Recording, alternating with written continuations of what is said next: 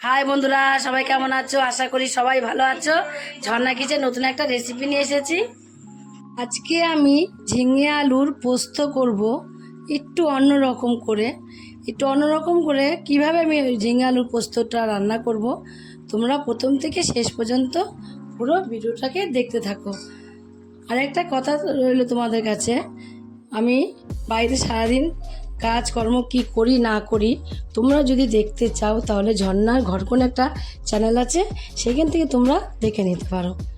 তার জন্য এখানে আমি 4টে আলু নিয়ে নিয়েছি, আর এখানে 3টে ঝিঙে নিয়ে নিয়েছি।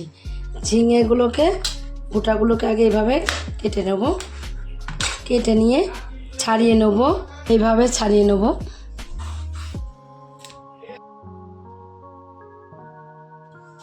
পুরো ছাড়াইনি, এরকম একটু একটু মাঝে মাঝে আছে। ঝিঙে আমি দেখো এইভাবে করে কেটে নেব। ঝিঙে এমনি নরম জিনিস, এমনি তো রান্না করার সময় দেখবে একদম অল্প হয়ে যায়, তার জন্য একটু গায়ে এগুলো আমি রেখে রেখে কেটেছি। শুধু শিরগুলো, তোমরা যদি মনে করো শুধু শিরগুলো কেটে নেবো, শুধু শিরগুলোকেও তোমরা কেটে নিতে পারো। এবার ঝিঙেগুলোকে কেটে নেবো পিচ পিচ করে। এভাবে সব ঝিঙেগুলোকে আমি একই রকম করে কেটে নেব। আলুগুলোকে আমি এইভাবে ছোটো ছোটো করে একদম গোল গোল করে কেটে নিয়েছি। সব আলুগুলো একই রকম করে কেটে নিয়েছি, আর সব ঝিঙেগুলো একই রকম করে কেটে নিয়েছি। ঝিঙে আলুগুলোকে এবার ধুয়ে নেব। এখানে একটা বাটির মধ্যে আমি কিছুটা পোস্ত নিয়ে নিয়েছি, আর কটা কাঁচা লঙ্কা নিয়ে নিয়েছি, আর এখানে নারকেল নিয়ে নিয়েছি। নারকেলটাকে একটু ছোটো ছোটো টুকরো করে কেটে নেব। ছোটো ছোটো টুকরো করে দিলে বা নারকেলগুলো ভালোভাবে মিশ হয়ে যাবে। পুরো নারকেলটাকে আমি কেটে নেব এভাবে।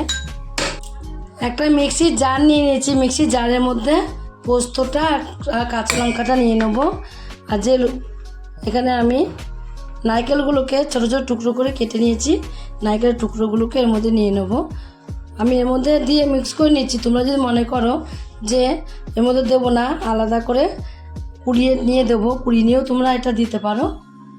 অল্প সামান্য একটু জল দেবো, জল দিয়ে মিহি পেস্ট তৈরি করে নেব। একটা মশলার মিহি পেস্ট তৈরি করে নিয়েছি। মিহি পেস্ট তৈরি করে নিয়ে এক সাইডে রেখে দিয়েছি। রেখে গ্যাসে একটা কড়াই বসিয়ে দিয়েছি। কড়াইটা গরম করে একটু কিছুটা তেলও আমি এর মধ্যে দিয়ে দিয়েছি। তেলটা এখন ভালোভাবে গরম হয়ে গেছে। তেলটা গরম হয়ে গেলে এর মধ্যে আমি দিয়ে দেবো কটা কালো জিরে। কালো জিরেটাকে একটু আমি ভেজে নেবো হালকা করে। কালো জিরেটা হালকা করে যেই ভাজা হয়ে যাবে, তখন আমি দিয়ে দেবো কেটে রাখা আলুগুলো। কেটে রাখা আলুগুলো আমি সব দিয়ে দিয়েছি। দিয়ে আলুগুলো একটু ভেজে নেব। ভেজে নেওয়ার জন্য এখানে একটু দিয়ে দেবো সামান্য লবণ, আর দেবো সামান্য একটু হলুদের গুঁড়ো, দিয়ে ভেজে নেব। এখন আমি তোমাদের কিছুক্ষণ পরে দেখা যাবো আলুগুলো কিন্তু এখন লাল লাল করে একটু ভেজে নেওয়া হয়ে গেছে।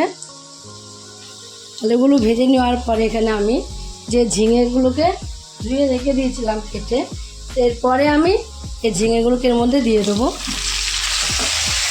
দিয়ে এইভাবে একটুখানি ঝিঙেগুলো দিয়ে একটুখানি ভেজে নেব।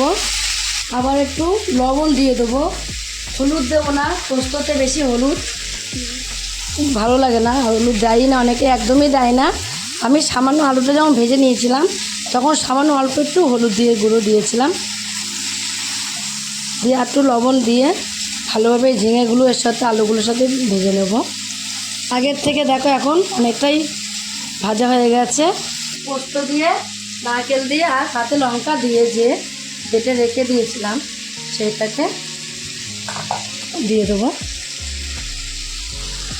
পুরো পেস্টটাকে আমি আমাদের দিয়ে দেবো। ঝিঙেটাকে এর সঙ্গে একটু মিশিয়ে নেব। পোস্তটা দিয়ে কিন্তু ভাজবো না একদমই, পোস্তটা দিয়ে একটু ঝিঙে আর আলুর সাথে ভালোভাবে একটু মিশিয়ে নেব। ভালোভাবে মিশিয়ে নিয়েছি, ভালোভাবে মিশেও গেছে। এইবার অল্প করে জল দিয়ে দেবো। এবার অল্প করে জল দিয়ে গ্যাসটাকে আমি একদমই কমিয়ে দেবো। একটু লঙ্কা চিড়ে নিয়েছি, লঙ্কা দুটো এর মধ্যে দিয়ে দেবো। আর একটু কাঁচা তেল আমি ওপর দিয়ে দেবো। দিয়ে ঢাকা দিয়ে কিছু সময় রেখে দেবো। কিছুক্ষণ পর ঢাকনাটা খুলে দেখবো কতদূর হলো। যতটা জল দিয়েছিলাম দেখো এখন আর ততটা জল কিন্তু এখন আর নেই। আর আলুগুলো কিন্তু একদমই সিদ্ধ হয়ে গেছে, পুরো গলেও গেছে, দেখলে বোঝা যাচ্ছে। দেখো প্যাঁচালি দিয়ে এরকম করলেই দেখো গলে যাচ্ছে আলুগুলো, এত সুন্দর সিদ্ধ হয়েছে আলুগুলো। আলু না সিদ্ধ হলে কিন্তু পোস্ত আলু একদমই ভালো লাগে না, দেখবে তাকে তাকে থাকলে ভালো লাগে না। একদম গামাখা কত সুন্দর লাগছে দেখতে। এবার আমি নামিয়ে দেবো। নামিয়ে দেওয়ার আগে একটু চিনি দিয়ে দেবো। চিনিটা দিলে দেখবে অনেকটাই স্বাদ বেড়ে যাবে, তার জন্য অল্প করেই আমি একটু চিনি দিয়ে দিয়েছি এর মধ্যে। চিনিটা দিয়ে আবার একটু মিশিয়ে নেবো ভালোভাবে। ভালোভাবে মিশিয়ে দিয়ে তারপরে পোস্তটা নামিয়ে দেবো। তোমরাও ঠিক আমার মতন একদিন এইভাবে ঝিঙে আলু পোস্ত রান্না করে খেয়ে দেখো।